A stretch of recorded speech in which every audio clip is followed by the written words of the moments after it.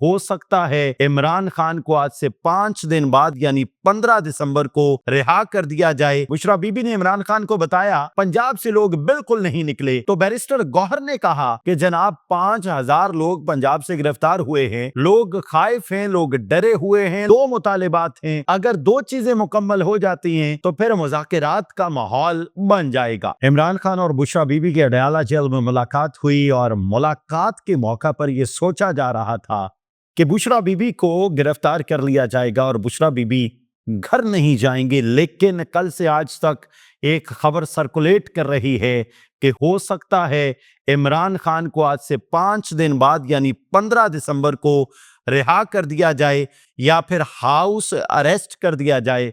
वो बनी गाला में या फिर जमान पाक में शिफ्ट किए जा सकते हैं। इस खबर में कितनी सदाकत है ये तो वक्त बताएगा, लेकिन अडयाला जेल में जो तकरार हुई है वो बड़ी दिलचस्प है। बुशरा बीबी ने इमरान खान को बताया कि पंजाब से लोग बिल्कुल नहीं निकले, तो बैरिस्टर गौहर ने कहा कि जनाब 5000 लोग पंजाब से गिरफ्तार हुए हैं, लोग खाइफ हैं, लोग डरे हुए हैं, लोग क्रैकडाउन की वजह से अगर इलाकों से चले भी हैं तो वो लाहौर में आके कहीं स्टक हो गए, उन्होंने पनाह ले लिया। At the same time thing is Imran Khan ने कहा कि इस तमाम तकरार को एक तरफ रखा जाए, छोड़ा जाए, मुझे इस तकरार से कोई लेना देना नहीं है, मुझे किसी चीज से कोई कंसर्न नहीं, मेरे 2 मुतालिबात हैं, अगर 2 चीजें मुकम्मल हो जाती हैं तो फिर मुज़ाकिरात का माहौल बन जाएगा।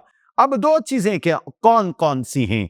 नंबर 1, इमरान खान ने कहा है कि तमाम सियासी कैदियों की रिहाई जरूरी है, उनको रिहा कर दिया जाए, मैं मुज़ाकिरात की टेबल पे बैठने के लिए तैयार हूं।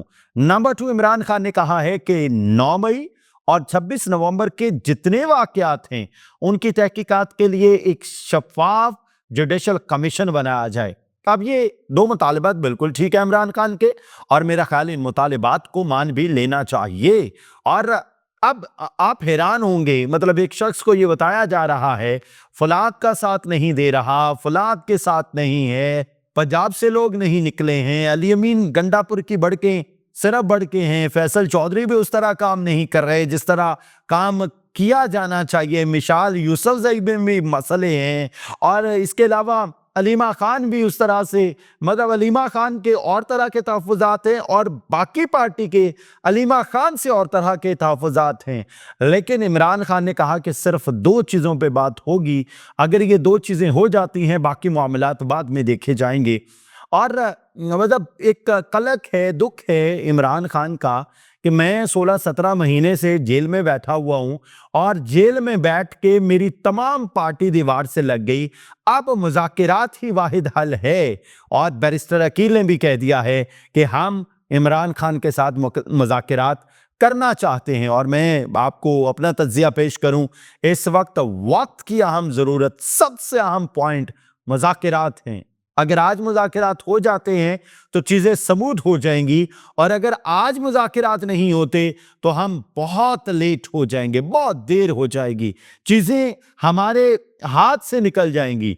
और ये हुकूमत को भी सोचना चाहिए, अगर शाम में बशार अल असद का 24 साल इक़्तिदार ख़त्म हो सकता है तो ये ज़हन में रखें, हुकूमत सिर्फ हमेशा अल्लाह करीम की रहनी है, बाकी सब हुकूमतें ख़त्म हो जाने वाली हैं।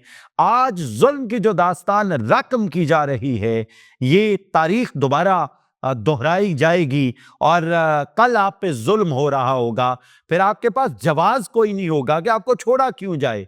आप पे ये जो करप्शन के उस वक्त इल्जामात लगेंगे उनको क्यों वापस ले लिया जाए।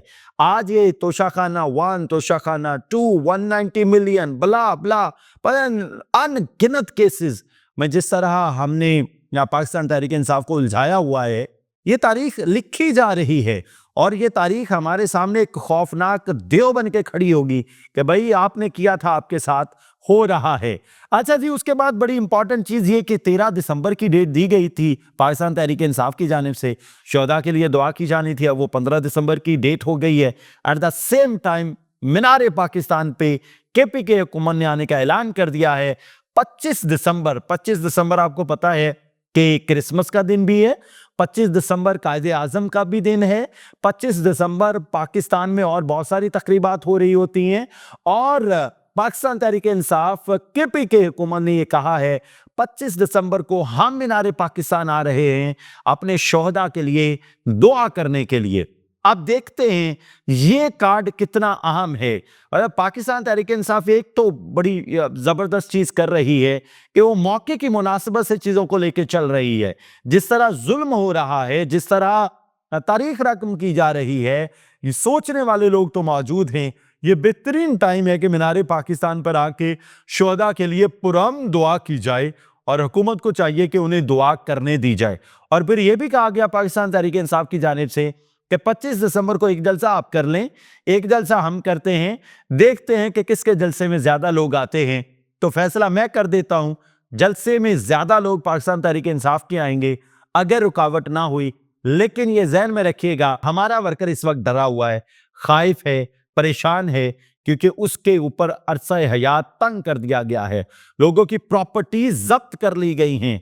लोगों के इतने बुरे बुरे मामलात हैं कि समझ से बालातर है कि इतना जुल्म करने के बाद जब कभी हमें बताना पड़ेगा कि हमने ये सब कुछ क्यों किया, तो हम क्या बताएंगे। मतलब हम आपसी लड़ाइयों में इतने उलझे हुए हैं। गजा में इस वक्त 10 लाख लोग बेघर बारिशों के नीचे फुल सर्दी में ठिठर रहे हैं, बलक रहे हैं, तरस रहे हैं, तड़प रहे हैं और इंतजार कर रहे हैं हमारे मुसलमान भाई किधर हैं, कहां है इस्लामी जमहूरिया पाकिस्तान के इस्लाम के अलंबरदार लोग, कहां है उम्मत मुसलमा।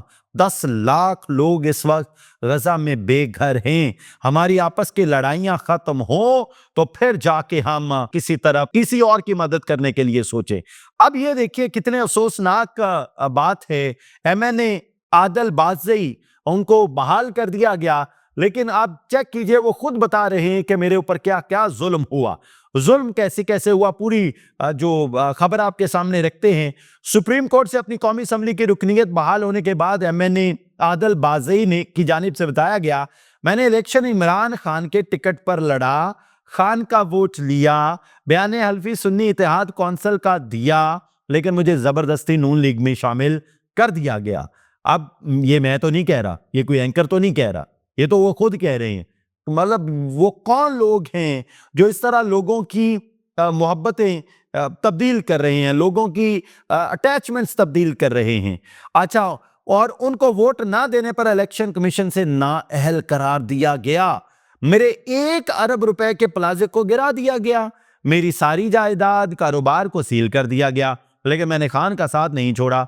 वाज़ेह रहे, यानी ये सारी खबर आपको पीर के दिन की दे देते हैं। आज चूंकि मंगल है, सुप्रीम कोर्ट ऑफ पाकिस्तान ने रुकने कौमी असम्बली आदिल बाज़ई की रुकनीत बहाल कर दी थी। जस्टिस मंसूर अली शाह की सरबराही में 3 रुकनी बेंच ने दरखास्त पर समाअत की। अदालत ने आदिल बाज़ई को डी सीट करने का 21 नवंबर का इलेक्शन कमीशन का फैसला मुअत्तल कर दिया था। मतलब ये जुल्म की दास्तान, इसके अलावा न जाने कितनी दास्तानें हैं। और मतलब खुद आके एक बंदा कह रहा है कि मैंने पाकिस्तान तहरीक इंसाफ के टिकट पर इलेक्शन लड़ा, पाकिस्तान तहरीक इंसाफ का वोट लिया, बयान हल्फी सुन्नी इत्तेहाद कौंसिल का जमा करवाया, मुझे शामिल कर दिया गया नून लीग में, और मैंने मना किया तो मुझे जी सीट कर दिया गया। ये जुल्म नहीं होना चाहिए। एट द सेम टाइम बड़ी अहम खबर है जी, चेयरमैन नैब का 1 साल में $13 अरब रिकवर करने का दावा है। पाकिस्तान की कमर सीधी हो जानी चाहिए मेरा ख्याल है। अब $13 अरब इज अ बिग अमाउंट, 3800 अरब रुपए, तो ये एक इज अ बिग फिगर। मेरा ख्याल है इस फिगर को हुकूमत को पता होना चाहिए। और IMF के साथ हमारी जो डील्स चल रही हैं, IMF को गुड बाय कह देना चाहिए, क्योंकि हमने तो पैसा इतना ले लिया, $13 अरब, मतलब हम $7 अरब के लिए तरस तड़प रहे थे, और $13 अरब जब हमें मिल गया, मेरा ख्याल है अब हमारे मामला बेहतर हो जाने चाहिए। और इसके अलावा भी बैरिस्टर अकील ने बड़ा अच्छा कहा। उन्होंने कहा कि हम चाहते हैं कि पाकिस्तान तहरीक इंसाफ के साथ मुज़ाकरात हों और मुज़ाकरात होने चाहिए, और अगर अभी हमने मुज़ाकरात ना किए तो हम बहुत देर कर देंगे। मेरी दुआ अल्लाह ताला पाकिस्तान और पाकिस्तान में बसने वालों की खैर करे। इजाज़त दीजिए, अल्लाह हाफ़िज़।